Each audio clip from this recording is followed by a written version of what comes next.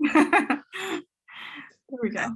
Okay, hello, my name is Jennifer Barnes and I'm an MSW student here at UWGB, and my field placement is through the GPS program offered at UWGB. Yep, and again, I'm Paku Tao. I'm also an MSW student, first year of grad school, so it's working. And yeah, I'm also interning at GPS as well. So today our workshop is about best practices for online communication. Let me see if I can move it. I can monitor the chat box too. Awesome, thank you. Mhm. So if anybody wants to share some of their helpful tips for online learning that they're able to practice, that would be awesome. Just so that way we can share them with other students and then we can all learn from each other. I know everybody has their own method, right? So if anybody wants to share, that would be awesome. And we do have these 3 questions just to kind of help maybe guide you to see what may have been helping you.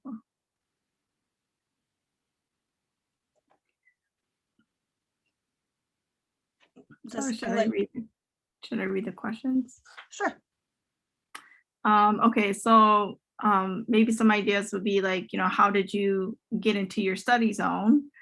How do you start out your discussion posts? Or if there's any online tools that you use to help you with your homework. And I know someone shared that they have a math tutor now. So you could kind of share how'd you do that? How'd you find a math tutor to help you?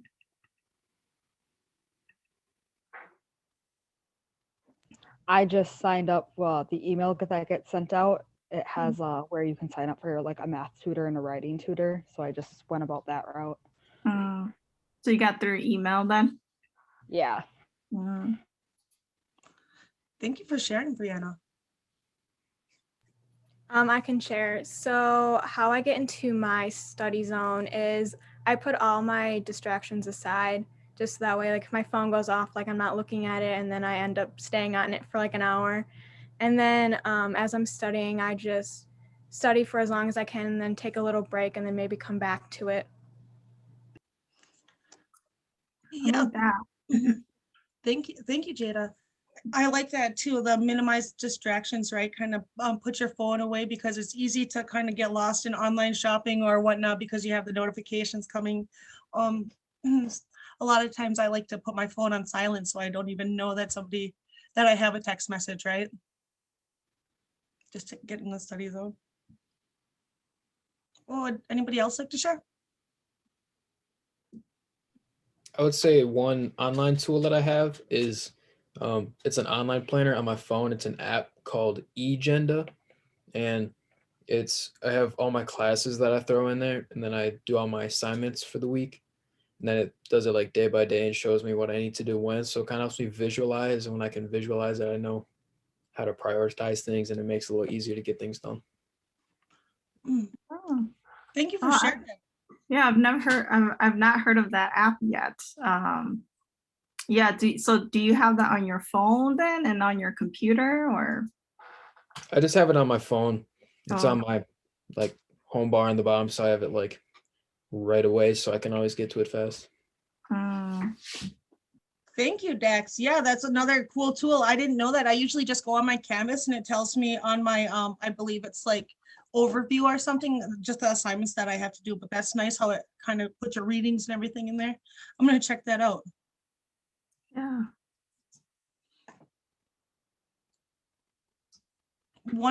Another online tool that I like for writing pages. It's on our library page for UWGB, and you can look at it's under resource help, and it has Noodle tools, and then you'd click Noodle tools again, and when you have to cite your sources, it's really nice because it has everything all in there, and then it actually copies it all to a Word document. So it's pretty cool. If you have if you have a chance, go check that out. That'd be. Yeah, I love Noodle tools. I live by it when I write papers. So definitely a good tool to use. Does anybody else, before we move on, would anybody else like to share some tips that we all can learn from?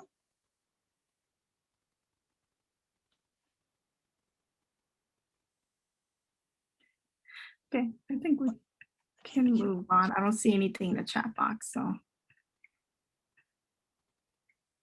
All right, so we will, so just kind of the agenda of what we'll go through today is really, we're gonna go over, finding your study places or getting into your study zone. And then we'll move on to just some guidelines on some email etiquette when you write to your professors, discussion post tips, and then we'll go through some helpful hints on replying to discussion posts. And at the end, we'll answer any questions or comments that you may have. Yeah, so we're going to talk a little bit about creating a study place for online learning, right? Study places can be really flexible. You can find your study place or your study zone in your room, in a corner of your room, in the library, in academic buildings, at the kitchen table, at the coffee shop. Pretty much the options are endless, right? If you can sit down and have Wi-Fi with your computer, or maybe you don't need Wi-Fi to type up something or work on your math, but yeah, you can get creative.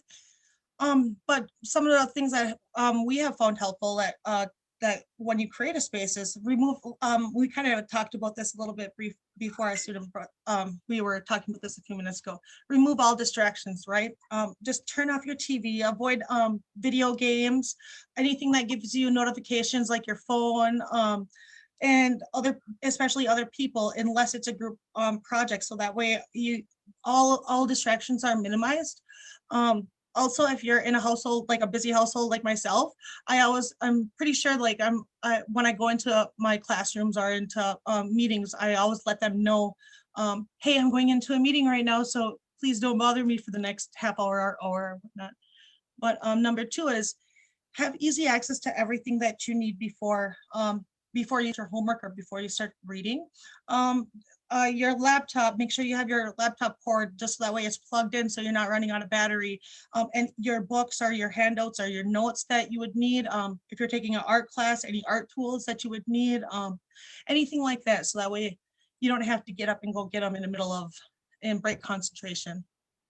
And make sure that you have good lighting and temperature, right? Nobody can concentrate if they're freezing or if it's, you can actually, and then a German study actually said with warm lighting, people tend to be more creative, right? So maybe you could try just kind of studying with the windows open and letting that sunlight kind of wake you up with that.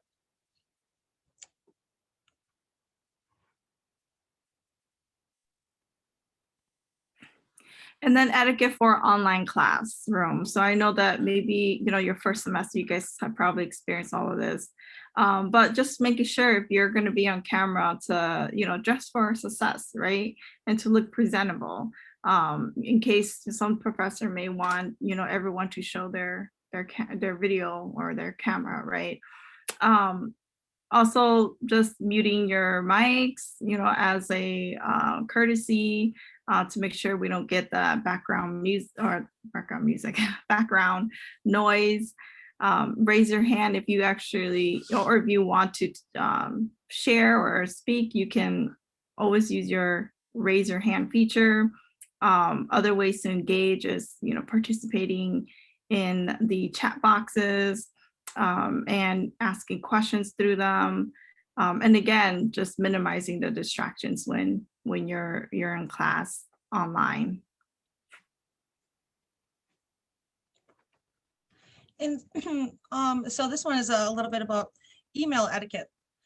So before you start writing your email, right? Because I know that emails can kind of take some time. Ask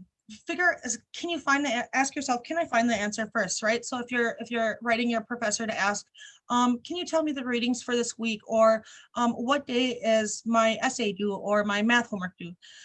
It's a good idea to check the syllabus first. Maybe ask Google, ask your other peers, and you could ask your teaching assistant before reaching out, just to make sure that those questions, or you could look in your module, your weekly module, to see when things are due, right? But include a clear, direct subject line. Maybe you could just say, if you had biology homework, right, and you have a question about that, you could say biology 101 homework or something. Use professional salutations, right? Hello, dear professor, thank you, or have a good day, kind of things like that. Always state the purpose of your message. I'm writing you today because I'm going to ask you for an extension on my homework. I got called into work yesterday, and this is what happened. Include your signature, right? Let your professor know who you are, and yeah, and so consider your tone. Always proofread. Make sure Grammarly is on.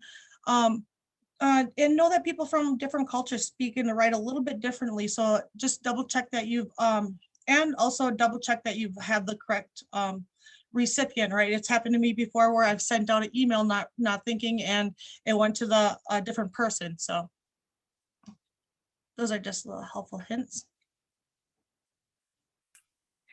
Okay, so we'll do a little email analysis. So on the next slide, we'll show you an example of an email that's written to a professor, and then we could kind of analyze and see, what things that are positive or good about it, and what things that we'll probably need to improve on based on what we just went through about email etiquette. So we'll go to the next slide. All right, can you guys see that? I know it's kind of small. I can see it Yeah, on we my. can see it. Oh, awesome! Thank you. Yep. All right, thank you. Okay, so just to kind of go over it, so the email is to Dr. Fiji. The subject line is poli sci 101/section 5 question about essay. And then goes, Dear Professor Fiji, I am a student in your Introduction to Political Science class. I have a question about the essay due next Thursday, and I was not able to find the answer on the syllabus. Should our essay draw only on readings listed on the syllabus, or can I incorporate scholarly articles I read on my own, as long as it fits with the subject of the assignment? I look forward to hearing from you. Best regards, Pakutau. So anything good or needs improvement on? I think it was good because you have a clear, concise subject line. You let them know that you let your professor know that you have you're from the political science class, and you were clear and concise about your question, right? Can I include other materials within that fits within the subject of the assignment? Okay, thank you. Anybody else?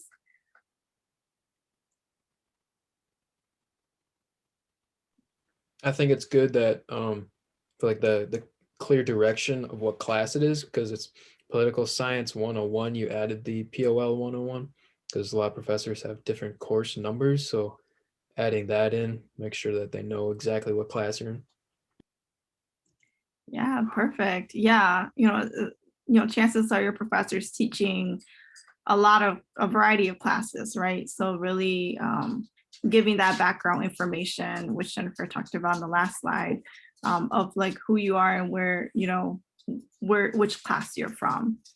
So definitely great observation.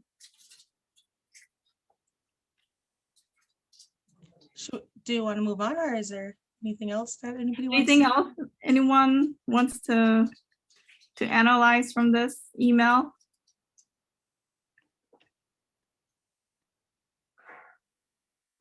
Okay, yeah, maybe we can move on then. I don't see anyone in the chat box, so.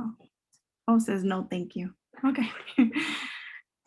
Okay, so the second one is, let's see. Oh, did you want to read it, Jennifer?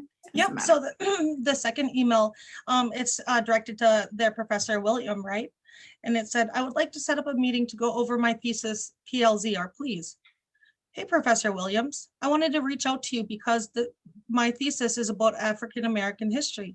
I know that you have done extensive research in this area, and I think meeting with you would help get me started in the right direction. Would you be able to would you be able to, let me move this. Would you be able to be available for a short meeting next week? Joel Watt, history class of 2024.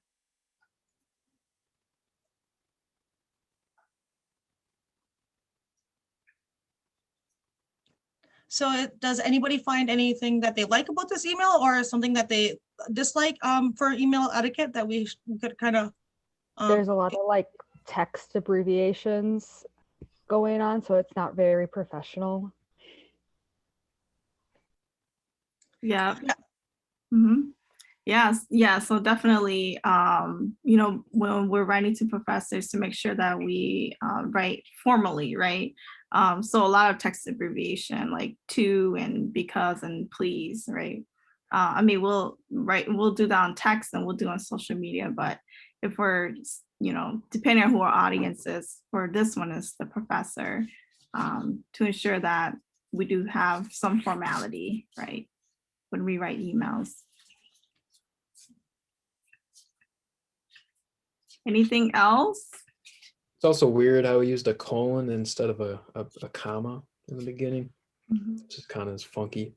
Punctuation is off, if I recall. Mhm. Yeah, definitely looking at the grammar and making sure that things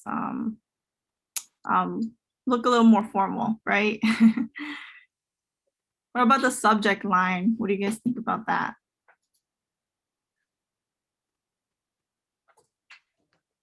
I think it's too much going on. Yeah. Yeah, so just kind of trying to make sure that, you know, we try to keep it concise, like straight and concise and to the point when we write our subject line. So it's not too long, right?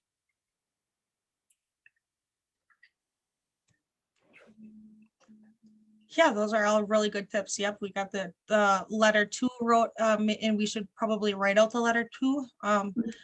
And yeah, the text abbreviations, there's a lot going on in the subject line. All right, thank you for that, guys. Or everyone, I should say. So now we'll move on to discussion posts. So when we talk about discussion posts, you know, making sure that we, before we write it, that we understand the prompt, right? We understand the prompt and that we have some guidelines on what the professor expects of us when we write this post. So referring to the scoring rubric, you know, if the professor has it, or if there's no rubric and, you know, you're a little bit like, okay, I don't know how to start it, kind of just talking to your peers or even with communicating with their professor, right? About how they want the discussion post to be answered. Also, when you're writing it, present evidence and examples, right? So and usually those come from your readings, you know, depending on what the prompt is, right? You want to make sure that you present evidence and examples from your readings or from the research that they asked of you. And then just making sure that you cite them and reference them, you know, if needed, right? We want to be mindful of, you know, giving all other authors credit for their work and their research. And if we want to use it, to make sure that we do cite it and reference it. And if you need some time to, you know, draft up your post before putting it in the discussion post, use a Word doc. You can then afterwards copy and paste it when you have your full thoughts in. And then when you write it, making sure you express yourself clearly and that you review and proofread it before you post it. And then making sure that you respond and you post that as a discussion post in a timely manner, right? So yeah, maybe the discussion post is due at 11:59 on Sunday. So kind of giving you that time to, you know, try not to do it on the doc, you know, and actually put some thought into it and take some time to write a valuable discussion post. And other things to consider. So like your tone, making sure you're accurate and factual, be polite, right? Especially when you're responding to a post.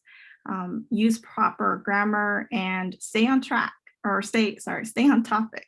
I know sometimes when you write, some people when they write, they like to like, you know, maybe ramble off or something, but just to make sure that you stay on topic and understand the prompt. And now we're going to go to replying to a discussion post. So basically just read your directions carefully. Your instructor may have a set of expectations for the original post that may be entirely different from for the rules of replying, right? Maybe you have to use a different reading when you reply to your peers' posts. Be sure there isn't any guidelines in the syllabus about replying to posts or within your discussion post rubric, right? If it has to hit 150 words or if it has to hit more than or less than 300, or maybe you have to 75 words, some professors ask for, but just make sure that you're hitting those and include your readings when you're replying, right? And so there's always a good way to respond, right? No, I don't agree with this post because so whatever your answer is. Yes, I agree. And did you think to include this in with our readings? Or yes, I agree, but I also wanted to incorporate this reading within the post. I found it interesting that, and then you can kind of finish that sentence that way. And then here's just a little video about adding value to discussion posts. And I know it kind of talked about the current event that they were doing, but it had a lot of good tips for adding value to your discussion post. So we'll play that. I don't remember if I hit the share audio. So I'm gonna hit play, and if I don't, then I'll stop screen sharing and then be sure to click the button, okay? Okay, I'll let you know too.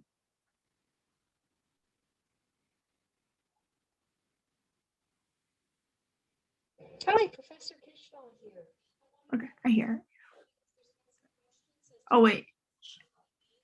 I don't anymore. I don't hear it. Okay. You might Okay, have so to- now I'm gonna stop sharing really fast. Mhm. So that way I can click when I share screen. So share computer sound. Yeah, I got it.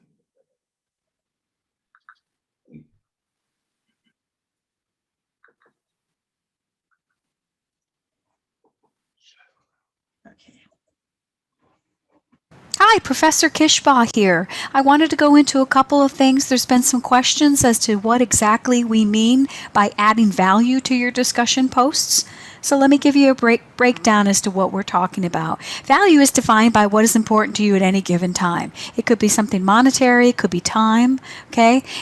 In our course room, value is the time and effort that you put into your discussion response. It's really important that now that you're at the bachelor's level to be providing really not just academic discussion posts, but posts that will, generate some critical thinking, generate your peers to start thinking about issues and start relating those to the material that you're covering. So for your current event discussion, go ahead and find an article related to the current chapter that you're reviewing. It could be if it's related to diversity in the workforce or if it's related to communication. See if you can find something related to that. Make sure the article is current, within the last 3 years would be good. Read the article, and then you might need to reread it a couple of times. And then in the discussion forum, share a brief synopsis of the article. This is not just a regurgitation of the article, but give us a breakdown of what the main subjects in the article that were covered. Identify the main course topic data idea within the article. For example, if the article is about diversity in the workforce, let us know that. Provide your analysis on the topic. And it's going to be a little bit more than just, in this article I learned. It's going to be a little bit more like, this article discussed workplace diversity, and that means stronger work ethics are needed. Maybe more of a communication process needs to be built into the organization. Management needs to be a little bit more sensitive to cultural diversity in the workforce, etc. Come up with some idea, and then tell us, how does the topic relate to management today? When you respond to your peers, make sure that you're saying more than just "I agree." Don't simply restate your peer's post. That is not a good response. What you could do is start your response with a question and then answer it yourself. So don't just simply state an opinion or fact. Discuss your feelings and support with your readings and research. Okay, when I mean opinion, I don't mean come out with something that might be offensive or something that might take a stab at something that someone else is saying. But you can definitely ask questions. Definitely, and then answer them yourself with the data that you can find to support your idea. And a good discussion, a good peer discussion, is going to be one where the peer is going to want to respond to you, and then of course take that time, if they have responded to your response, to go ahead and answer them. So these are just some good things for helping you create value in your discussion post.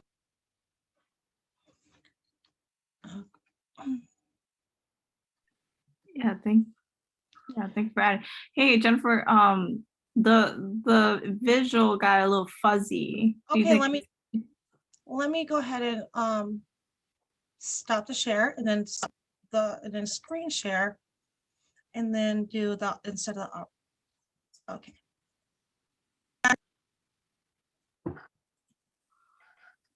Is that a little bit better?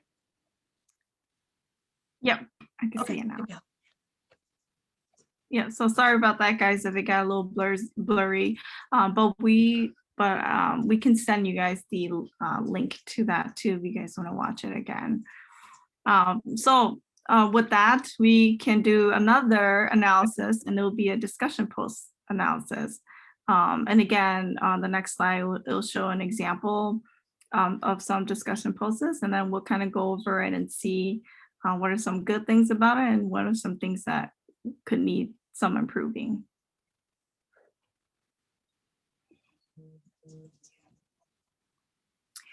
Okay, so the prompt for this discussion post is, after reading the case study in Chapter 7, the Native Hawaiian Children's Center, how do you feel about community building? Is there a different approach you would take?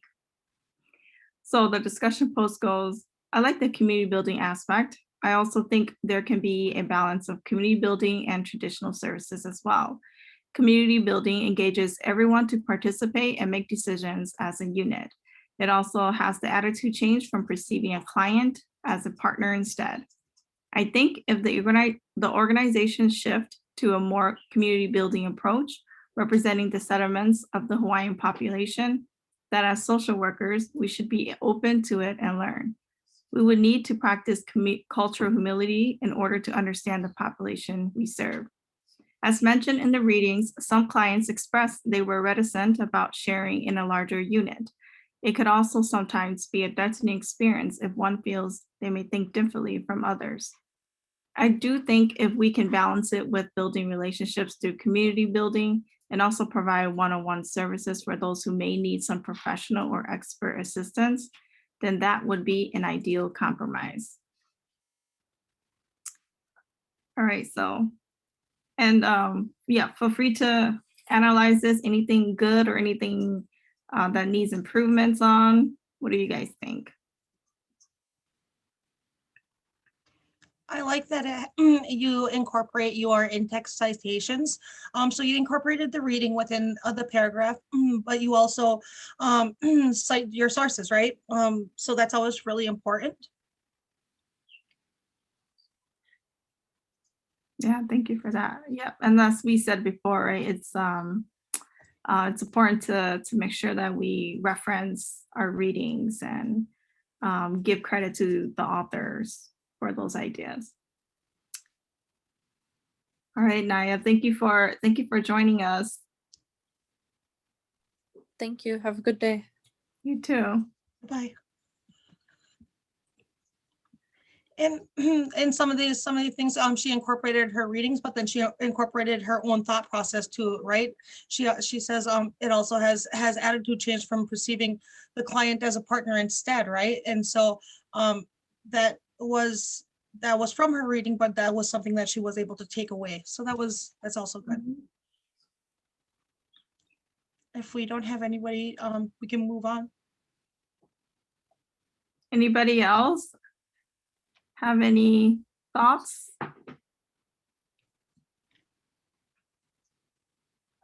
A good one or a so-so one?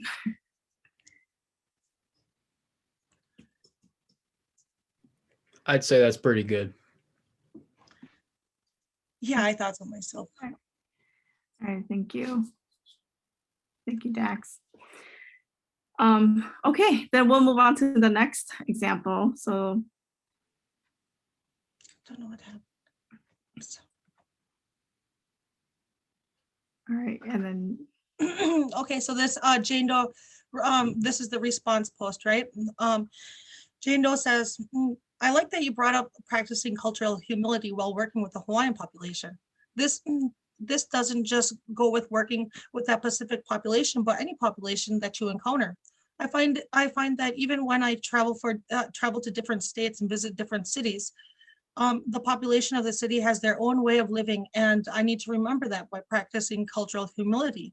I practice cultural humility all the time by working with diverse populations at my job.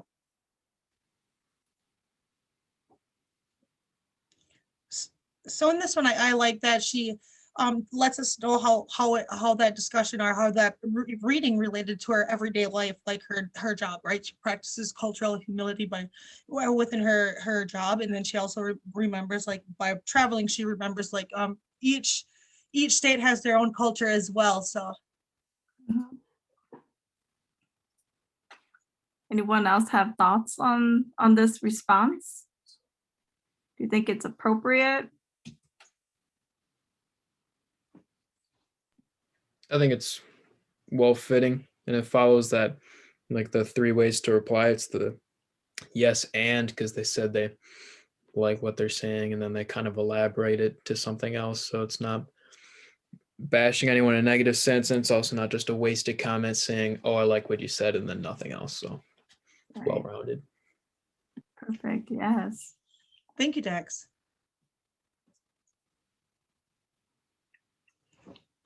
Anyone else have any thoughts or feedback on this?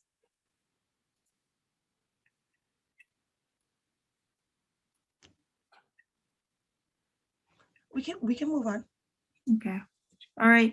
Well, thank you. Thank you for participating. Yes, I'd like to say thank everybody for participating. I really appreciate your time. Does anybody have any questions or comments or any other tips that we can include so that way we can make our presentation a little bit better next time?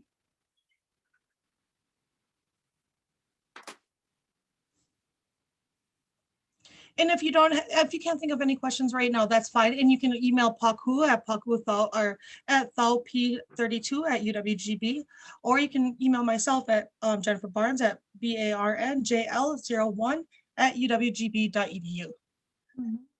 Yeah, so I wanted to thank everybody for joining us, and I really appreciate your input and sharing your ideas. So if anybody doesn't have any questions. Yeah. Yeah. Mhm. Yeah, then, yeah, so if you have any questions, you can feel free to enjoy the rest of your day. Jennifer and I will be here until 3:45, a couple more minutes in case you want to ask, in person instead. So Yeah, and if anybody would like to, we're actually the GPS success coaches, and so we know some resources, or if you would like to meet with us at all, just feel free to reach out to us by email, and we'll get back to you and we'll set up a meeting. yeah. All right, thank you, everyone. Thank you. Thank I you. appreciate it.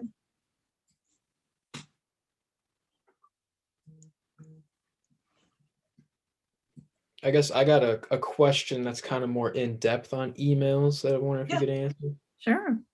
It's like when you're emailing with someone and you go back and forth so many times, you're like, start like, hello, so and so, and then you just go on, and then they reply like, hi.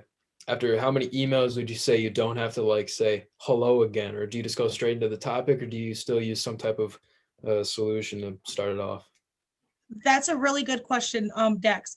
I personally, I have that first initial greeting of the reach out, and then, or if I'm replying, I have that first initial greeting, but then that person already knows like who you're emailing, right? So then you can kind of include your conversation without that greeting or without that, hello, so hello, Jennifer Barnes, again, right? So you're not repeating it 3 or 4 times or even 2 times, because then it comes like, you don't need to, because they already know who they're responding to and they can read the past emails. Mhm. So do you think it would be like a After one, hello, yeah, like a after hello, no name, or do you just do like just the subjects? when you're replying, you would reply, okay, so if somebody writes you an email, you would say hello back, right? Just that one time when you're replying to them. And then after that, that conversation can go within sentences. Yes, our meeting is at 10 o'clock. Okay, thank you, right? We don't have to include, hello, Jennifer, thank you. And then kind of like that, right? It's just that one time. So even if you're the one that starts the email and is sending it, then that first initial greeting is good. And then any greeting, you don't need any greeting after that. Got it. Does that I answer your see. question? Yeah. So basically, just as soon as you said it once, you're good to go. Yep, you're good to go. It's Yep. respectful. All Kinda- right. It's pretty straightforward. Thank you. Yep, cut to the chase. Yep. Thank you for coming, Dex, and I appreciate your input. Yep. I'm gonna get going. Thanks for presenting. Yep, bye-bye. Yeah, thanks for coming. Is there any other questions? No. Okay. Okay. All right. You can stop Good job, recording. Paku. Let me go ahead and stop recording.